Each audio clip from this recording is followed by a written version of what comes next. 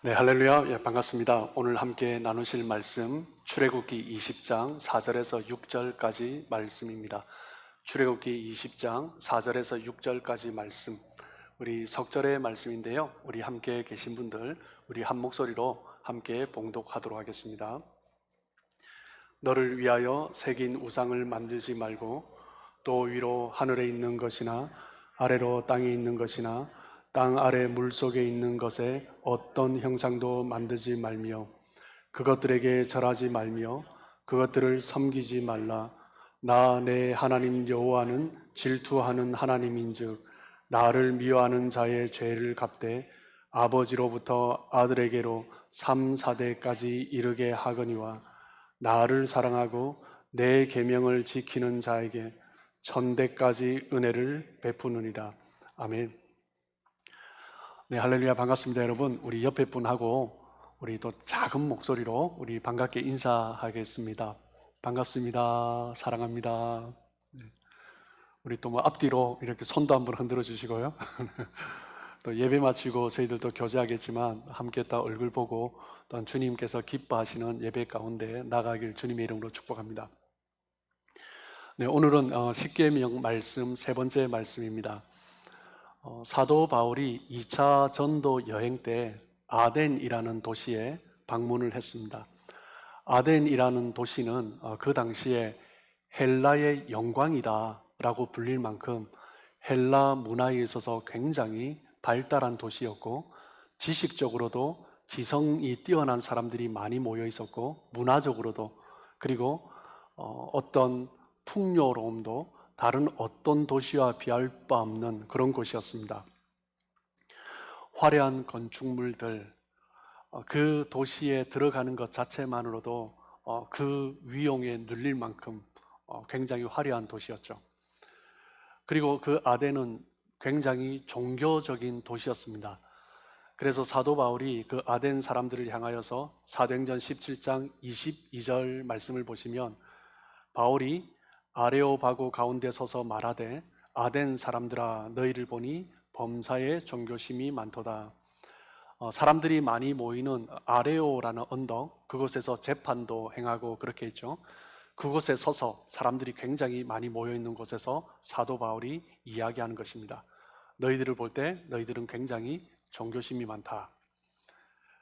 그리고 17장 16절에 사도 바울이 이렇게 말을 하죠. 바울이 아덴에서 그 성에 우상이 가득한 것을 보고 마음에 격분하여, 풍요로운 도시고 굉장히 지적인 그런 도시였지만 그 성에 우상이 가득했다라는 것을 볼 수 있습니다. 17장 23절입니다. 내가 두루 다니며 너희가 위하는 것들을 보다가, 너희가 섬기는 것들을 보다가 알지 못하는 신에게라고 새긴 단도 보았으니 그런즉 너희가 알지 못하고 위하는 그것을 내가 너희에게 알게 하리라.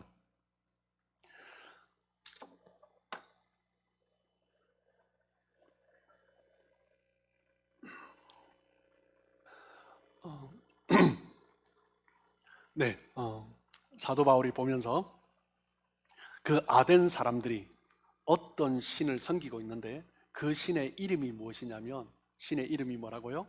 알지 못하는 신이다라는 것입니다. 아덴이 어떤 도시라고 했죠? 굉장히 지적인 도시고 영적이고 그 헬라 문화 가운데서도 굉장히 탁월한 도시였습니다. 그럼에도 불구하고 그렇게 진지해 보이는 사람들도 신을 섬기는데 알지 못하는 신. 그 의미가 무엇입니까? 내가 신을 섬기는데 어떤 신인지 몰라요. 그런데 섬겨요. 맹목적이다라는 것입니다. 아무리 뛰어난 사람이라 할지라도 우상 앞에 서게 되면 그 인생이 맹목적인 그런 삶이 되는 것입니다. 그들이 하나님께 예배를 드리고 있지만, 하나님을 섬기고 있지만 하나님을 잘못된 방식으로 섬기고 하나님과 함께 알지 못하는 신도 함께 섬기면서 하나님 앞에 나아가고 있는 것입니다. 아덴 사람들의 모습을 보면서 우리 주변에 있는 모습도 보게 됩니다. 굉장히 지적인 사람인데 어느 순간 잘못된 신관념에 쌓이게 되면 어떻게 그렇게 맹목적이게 되는지 정말 놀랍습니다. 어떨 때는 보면 함께 하나님을 섬겼던 사람인데 하나님에 대한 잘못된 개념을 가지고 있어서 그럼에도 불구하고 자신이 믿는 하나님에 대한 확신 흔들리지 않는 정말 맹목적이라 할 만큼 요동함이 없는 그런 모습을 보게 됩니다. 아무리 공부를 많이 하고 아무리 똑똑한 사람이라 할지라도 우상 앞에서는 얼마나 무지한 존재인가, 인간의 연약함을 보게 되는 거죠. 여러분, 그렇다면 왜 우리 인간들이 우상을 섬기게 될까요? 그 이유는 모세가 십계명 말씀을 받을 때, 호렙산에서 십계명 말씀을 받을 때 그때 잘 나타나 있습니다. 출애굽기 32장 1절 말씀입니다. 백성이 모세가 산에서 내려오미 더딤을 보고 모여 백성이 아론에게 이르러 말하되 일어나라, 우리를 위하여 우리를 인도할 신을 만들라. 이 모세 곧 우리를 애굽 땅에서 인도하여 낸 사람은 어찌 되었는지 알지 못함이니라. 애굽 땅에서 인도해낸 모세가 하나님의 말씀을 받기 위해서 산으로 올라갔는데, 그런데 소식이 없는 것입니다. 얼마나요? 한 40일 동안 소식이 없었죠. 지금 언제 이 백성들이 모여서 우리에게 신을 만들어 달라고 했는지 모르겠는데, 어찌되었든 모세가 점점 내려오는 시간이 지체되자 백성들은 아론에게 요구를 합니다. 우리를 위하여서 우리를 인도할 신을 만들어 달라. 백성들은 430년간 애굽에서 종살이 하고 있었죠. 그때 하나님께서 모세를 택하시고 모세를 보내셔서 그들을 애굽에서 인도해 내었는데, 그런데 그 모세를 기다리지 못하고 그 이스라엘 백성들은 금을 모아다가, 가지고 있는 금을 서로 모아다가 그 금으로 녹여서 금송아지를 만들어서 뭐라고 합니까? 하나님이라고 합니다. 다른 신을 섬긴 게 아니죠. 하나님을 섬긴 것입니다. 그들은 자신을 애굽 땅에서 인도해낸 하나님을 금송아지로 만들고 하나님을 형상화한 거죠. 단지 그들은 하나님을 형상화한 것뿐입니다. 여전히 하나님을 섬기고 있어요. 여전히 자신들의 구원자 여호와 하나님을 섬겨요. 그런데 그 여호와 하나님이 어떤 분인가? 애굽의 군대를 이기시고 바로를 이기시고 구원해낸 강력한 하나님, 그 하나님을 생각하니 황소와 같은 강력한 힘을 가진 하나님, 애굽에서도 황소의 신을 섬겼거든요. 그러니까 우리 하나님도 그렇게 강력한 분이다 라고 해서 단지 형상으로 만들었을 뿐입니다. 그들은 여전히 하나님을 섬기고 있었던 거죠. 여기에서 그들이 우상을 만든 이유를 볼 수가 있습니다. 애굽에서 인도해낸 모세가 보이지 않자 그들은 그들에게 안정감을 줄 눈에 보이는 무언가가 필요했던 것입니다. 이전에는 하나님을 잘 몰랐지만 모세를 통해서 하나님을 봤어요. 모세가 하나님의 대리자의 역할을 한 거죠. 그런데 모세가 보이지 않자 모세를 대체할 무언가가 필요했습니다.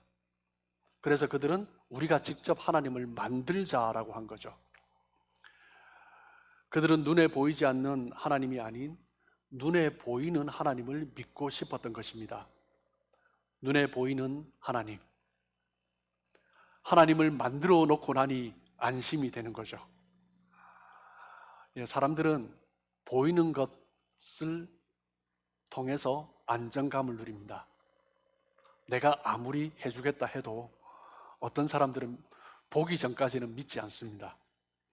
여러분, 신앙은 무엇입니까? 신앙은 보지 않는 것을 믿는 것이다 라고 말을 하죠. 우리가 잘 아시는 말씀, 히브리서 11장 1절 말씀입니다. 믿음은 바라는 것들의 실상이요 보이지 않는 것들의 증거다 라고 말씀합니다. 성경은 보는 것을 믿는 것이 아니라 믿는 것을 보는 것이다 라고 말을 하고 있습니다. 그것이 바로 신앙이죠. 요한복음 11장에 예수님께서 사랑하는 나사로의 집에 방문하셨죠. 그런데 나사로가 이미 죽었습니다. 그때 예수님이 마르다에게 말씀합니다. 예수님이 좀 더 일찍 왔으면 살았을 텐데 그렇게 애원하는 마르다에게 예수님이 말씀하십니다. 요한복음 11장 40절입니다. 예수께서 이르시되 내 말이 네가 믿으면 하나님의 영광을 보리라 하지 아니하였느냐 하시니, 내 말을 믿으면 하나님을 보지 않겠느냐, 하나님의 영광을 볼 것이다 라고 하지 아니하였느냐. 뭐라고요? 믿으면 보리라. 내가 한 말을 믿으면 보리라 라는 것입니다. 우리의 신앙은요, 보는 것을 믿는 것이 아니라 믿기 때문에 보는 것입니다. 믿음은 보이지 않는 것을 신뢰하는 것이죠. 이스라엘 백성들이 광야에서 실수한 것은 무엇입니까? 하나님을 눈에 보이게 만든 것입니다. 눈에 보이지 않으면 하나님을 향하여서 원망하고 불평하고 삿대질한 거죠. 그들은 하나님보다 보이는 것을 더 믿었습니다. 보이는 것만 신뢰한 거죠. 믿음이 없다는 것은 보이는 것을 쫓아가는 것입니다. 눈에 보이면 믿겠습니다 라는 것은 아직 믿음이 없는 것입니다. 세상 사람들은 보여야 믿는다라고 말을 합니다. 사람들은 눈에 보이지 않는 것을 신뢰하지 않습니다. 그렇기 때문에 인간들은요, 늘 눈에 보이는 우상을 만드는 것입니다. 하나님은 이스라엘 백성들에게 두 번째 계명을 주시면서 눈에 보이는 우상이나 어떤 형상도 만들지 말라라고 말씀하십니다. 어떻게 보면 이 두 번째 계명은 첫 번째 계명을 되풀이하는 것처럼 보입니다. 그렇지 않죠? 첫 번째 계명을 통하여서 하나님만 섬기겠다, 하나님만 섬기라고 말씀하시면서 하나님만 섬기겠다라고 결단하는 백성들에게 이 두 번째 계명을 주심으로 말미암아서 하나님을 섬기지만 결코 하나님을 우상화해서는 안 된다라는 것을 말씀하시는 거죠.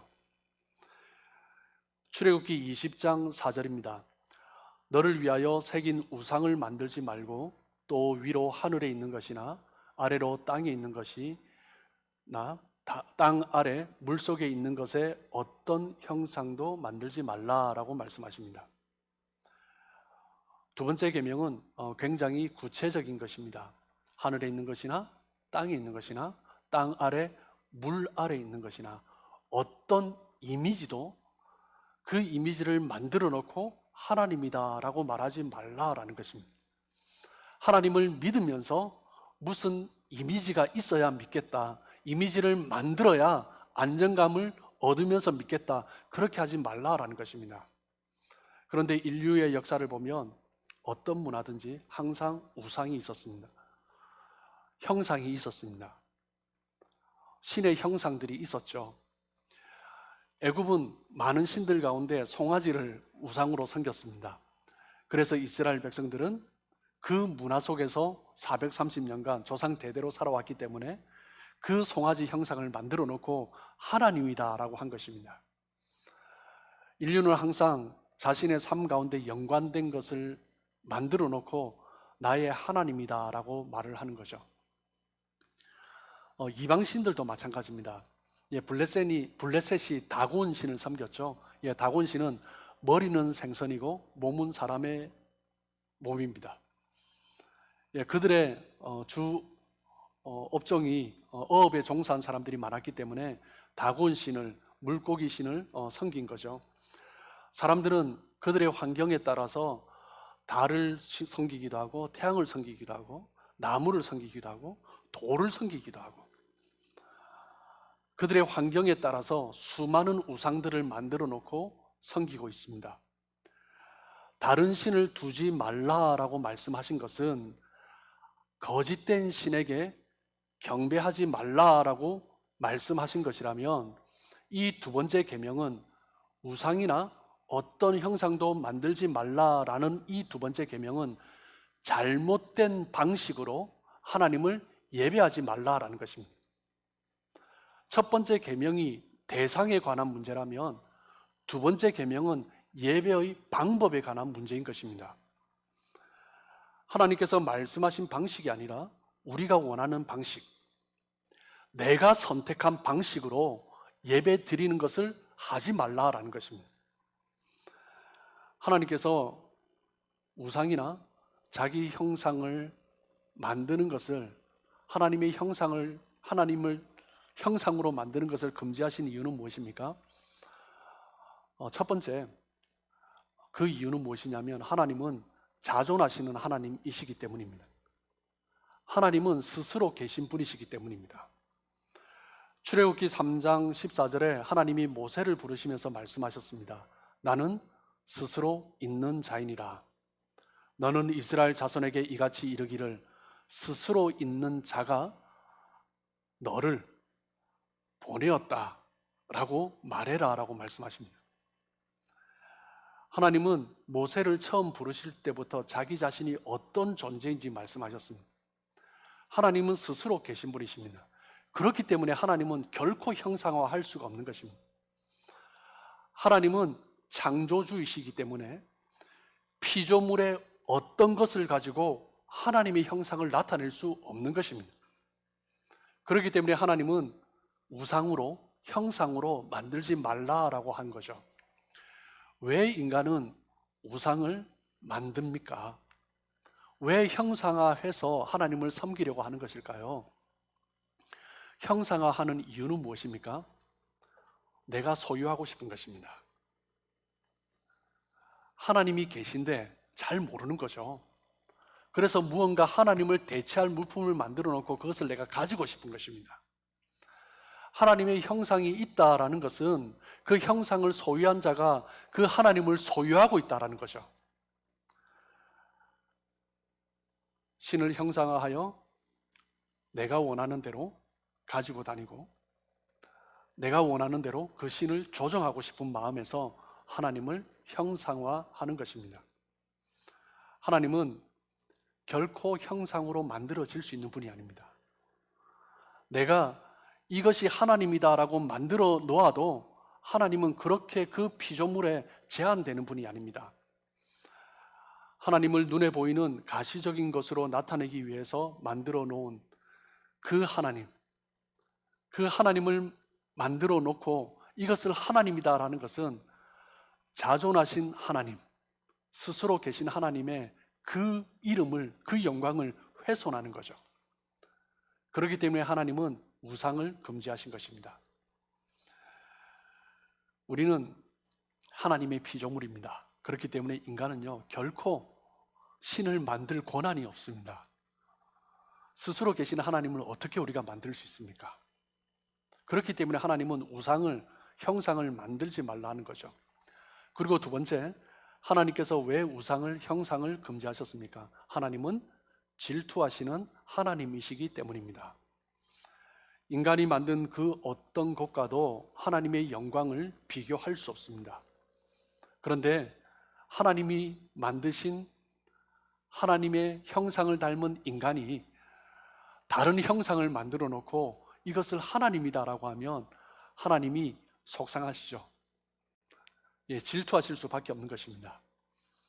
어떤 남편이 아내를 온전한 마음으로 사랑하는데, 그런데 이 아내가 남편을 두고 다른 어떤 존재에게 마음이 빼앗겨서 따라가고 있다라고 생각해 보십시오.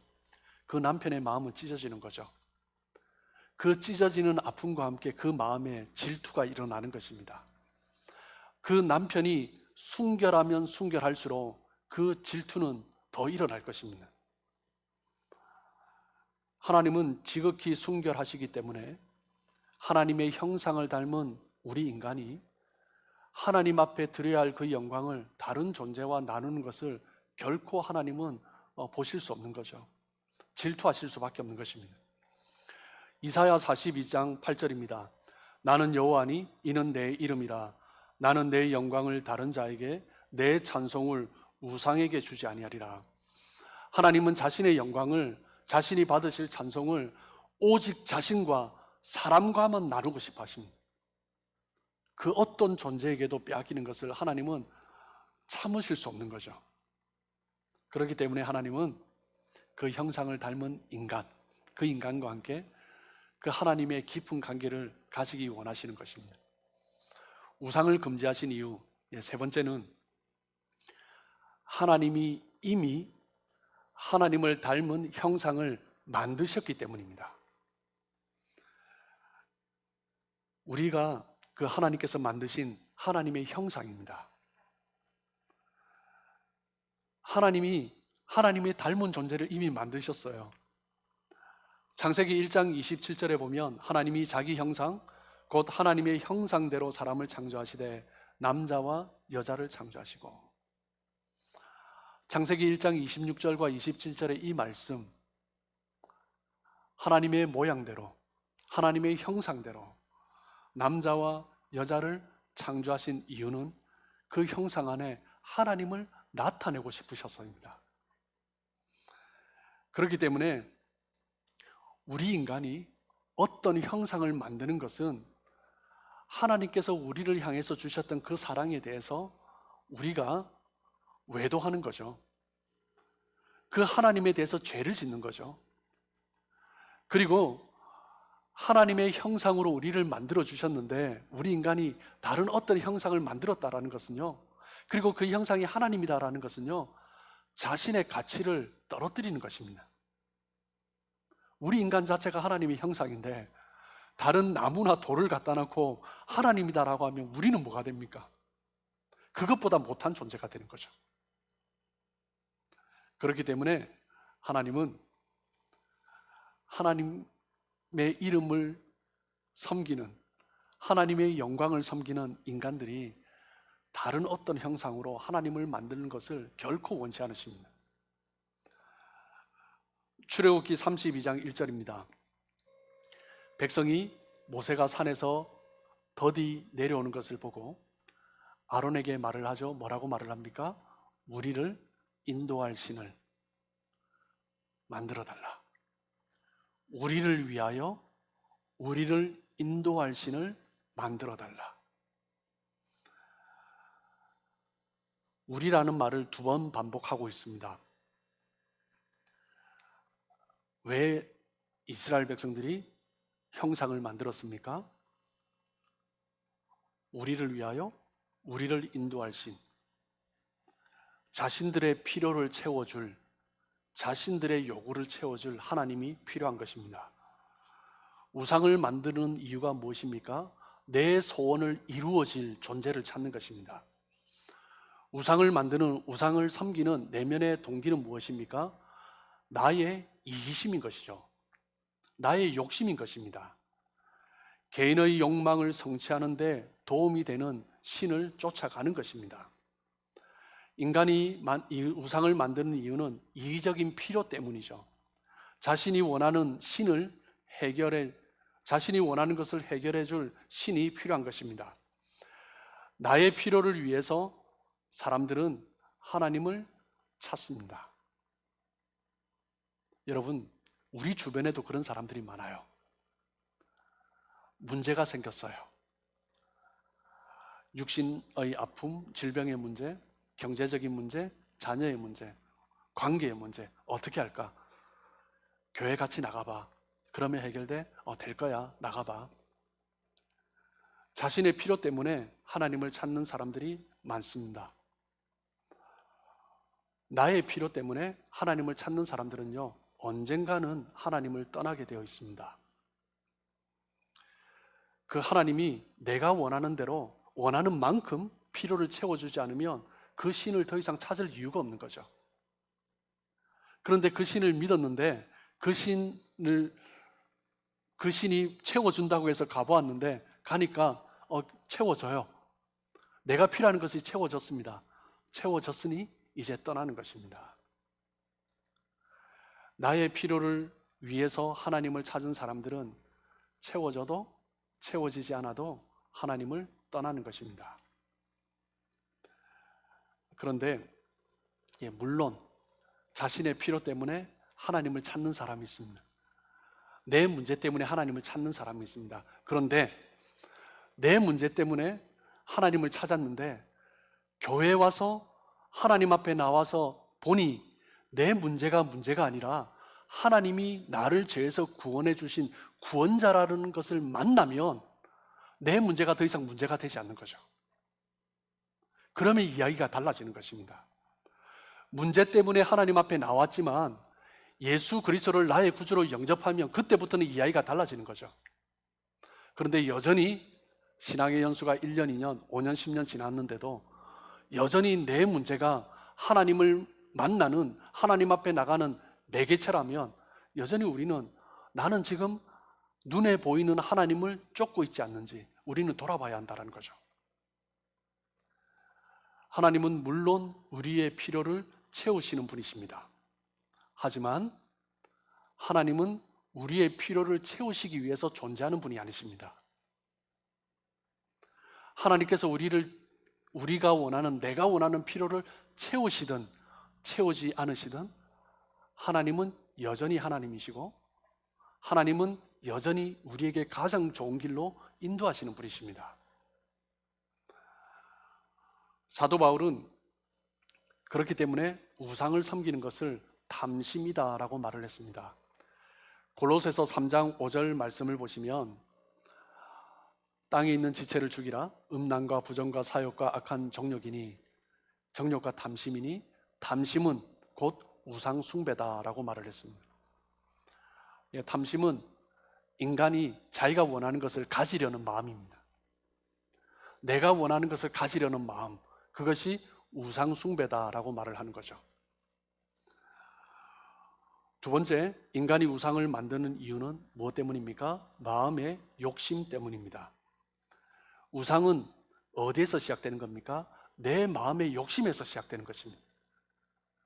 눈앞에 보이는 어떤 것이 아니라 어떻게 보면 내 마음에서 시작하는 거죠. 우상 숭배의 실체를 알기 위해서는, 이해하기 위해서는 인간 욕심의 속성을 이해해야 합니다. 야고보서 1장 15절입니다. 욕심이 잉태한즉 죄를 낳고 죄가 장성한즉 사망을 낳느니라. 여러분, 욕심은 결코 우리를 가만두지 않습니다. 욕심이 생기기 시작하면 그 욕심은 우리의 욕심을 더 키워버립니다.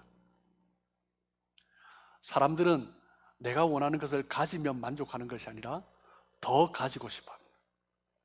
가지면 가질수록 더 가지고 싶어 하고 그 욕심을 쫓아가면 결국 멸망에 이르게 되는 거죠. 욕망하는 것이 바로 우상입니다. 내 마음에 일어나는 욕망, 그 욕망을 쫓아가고 내 마음의 욕구를 쫓아가는 것, 그것이 바로 우상인 거죠. 우상 숭배의 뿌리는 무엇입니까? 바로 자기 만족입니다. 하나님을 섬기면서도 내 만족을 위해서 하나님을 섬기는 거죠. 기도를 하면서도 나의 만족을 채워줄 하나님의 응답을 기다리는 거죠. 어떻게 보면 거기에서 우상 숭배가 시작될 수 있는 거죠. 인간의 욕심은 결국 우상을 만들고 우상은 결국 인간을 파멸로 이끌어가는 것입니다. 욕심은 더 많은 것을 쫓게 만들고 욕심은 더 좋은 것을 바라보게 만들고 욕심에 마음이 꽂히면 판단력이 흐려집니다. 그래서 자기가 무엇을 해야 될지 모르고 그냥 쫓아가는 거죠. 아담과 하와가 바로 그랬던 것입니다. 욕심 때문에 판단력이 흐려진 거죠. 그렇기 때문에 하나님께서 주신 그 풍요로운 것보다 그 하나, 내가 가지지 못한 것, 그것 때문에 판단력이 흐려지고 하나님의 존재와의 관계가 끊어져 버리는 거죠. 종교개혁자들은 항상 형상을 만드는 것에 대해서 철저하게 반대했습니다. 그렇기 때문에 로마 가톨릭을 보면 여전히 많은 형상들이 있죠. 마리아의 형상이 있고 그리고 십자가의 형상이 있고 여러 형상들이 있습니다. 종교개혁자들은 형상을 만드는 것을 철저하게 반대했습니다.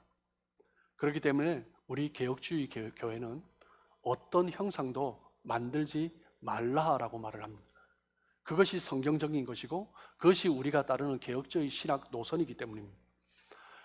그렇기 때문에 개혁주의 교회는 십자가마저도 형상화하지 않습니다. 우리는 십자가를 사랑하고 십자가를 자랑하고 십자가를 붙들고 십자가를 믿어야 하지만 십자가 형상을 만드는 것은 정말 조심해야 합니다. 1958년 저희 교회가 같이 따르는 한국의 모 교단이죠. 대한예수교 장로회 총회 합동 측에서는 합동총회에서는 예배당 내에 십자가 장치 및 형상을 만들어 붙이는 것을 금지한다라고 결의했습니다. 벌써 60년이 된 거죠. 그런데 그 시간이 흐르면서 사람들이 좀 흐트러지기 시작했습니다. 그러면서 다시 2015년 제100회 총회에서 이전에 그런 결의를 했는데 지금 우리 교회가 어떻게 해야 될지 다시 질문이 올라왔습니다. 그러면서 100회 총회에서 결의를 하기를 1958년에 결의했던 그 내용은 지금도 그대로 다시 결의한다라고 결정했습니다. 여러분, 그 의미는 무엇입니까? 우리 개혁주의 교회는 예배당 내에 십자가 형상을 만드는 것을 금지되어 있습니다, 이미. 그런데 조건이 뭐냐면 예배당 내라고 언급했습니다. 그 의미는 뭐냐면 예배당 밖에 건물 위에 붙이는 십자가는 괜찮다라는 거죠. 그 의미는 이 건물이 그리스도인들이 모여서 예배하는 곳이다라는 처소를 나타내는 것입니다. 그 십자가가 우리의 예배의 대상이 아니다라는 거죠. 우리가 예배하는 중심에 그 십자가가 있어서는 안 된다라는 것입니다. 우리는 십자가의 메시지를 강조하지만 십자가의 형상을 강조하지 않습니다. 우리는 십자가를 강조하는 것이 아니라 십자가의 복음의 말씀을 강조하는 것입니다. 십자가의 메시지가 얼마나 중요한가, 그 메시지가, 그 십자가가 나의 가슴 속에 얼마나 부딪혀 있는가. 그런데 저도 이제 신앙생활 하면서 그런 경우를 많이 봐요. 십자가 형상을 바라보면서 눈물 흘리고 십자가 형상을 붙들고 기도하는 분들을 간혹 봅니다. 그것이 100% 잘못됐다 말하기는 조심스러운 부분도 있습니다. 왜냐하면 어떤 마음으로 나가느냐에 따라 다르니까요. 그런데 신앙이 성숙하지 못한 사람들은 그 모습을 보면서 십자가가 효력이 있는 것처럼 생각하는 거죠. 그래서 총회에서는 십자가 형상을 만들지 말라라고 부착된 교회는 58년에 떼라라고 결의했습니다. 종교교회 교회들은 그만큼 십자가 형상에 대해서 엄격한 규율을 지키고 있고 우리 교회 또한 그 개혁주의 위에 서 있는 것입니다. 모세는 신명기의 십계명을 받았을 때, 그 십계명을 받았을 때 그 경험이 어땠는지 신명기에 기록을 하고 있습니다. 하나님은 어떠한 신비한 형상으로 오시는 것이 아니라 말씀으로 나타나셨습니다. 신명기 4장 12절 말씀입니다. 여호와께서 불길 중에서 너에게 말씀하시되 음성뿐이므로 너희가 그 말소리만 듣고 형상은 보지 못하였느니라. 모세가 시내산에서 만난 하나님은 형상으로 나타나지 않으셨습니다.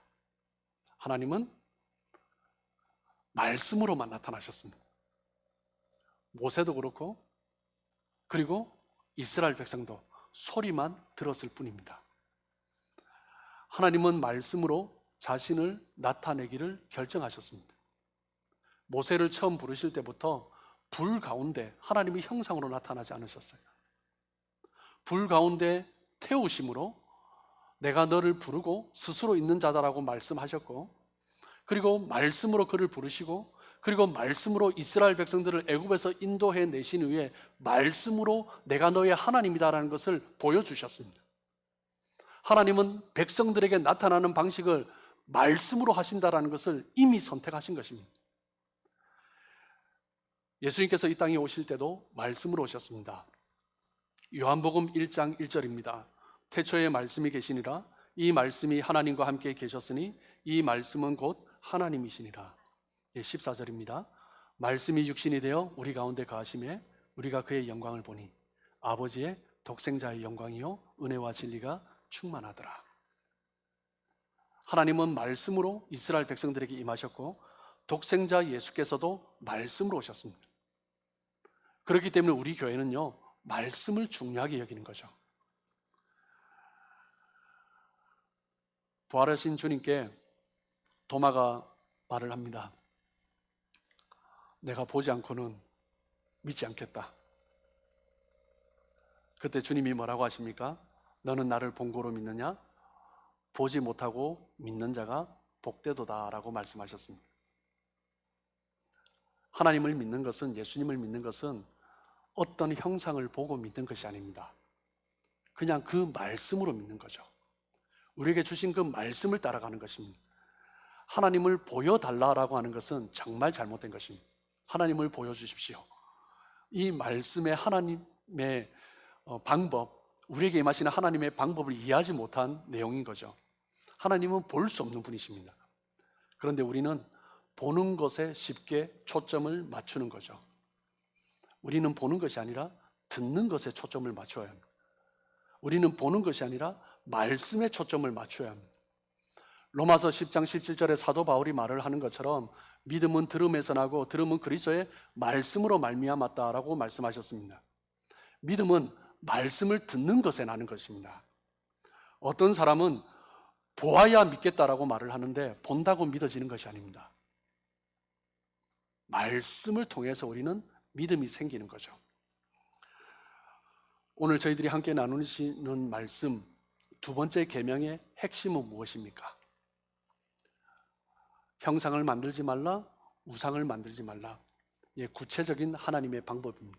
그런데 그 안에 있는 핵심적인 메시지는 무엇이냐면 내가 너에게 말한다라는 거죠. 나는 말씀으로 너희와 교제한다라는 것입니다. 형상을 통해서 나를 만나라고 하지 말고 말씀 가운데 나를 만나라라고 말씀하는 것입니다.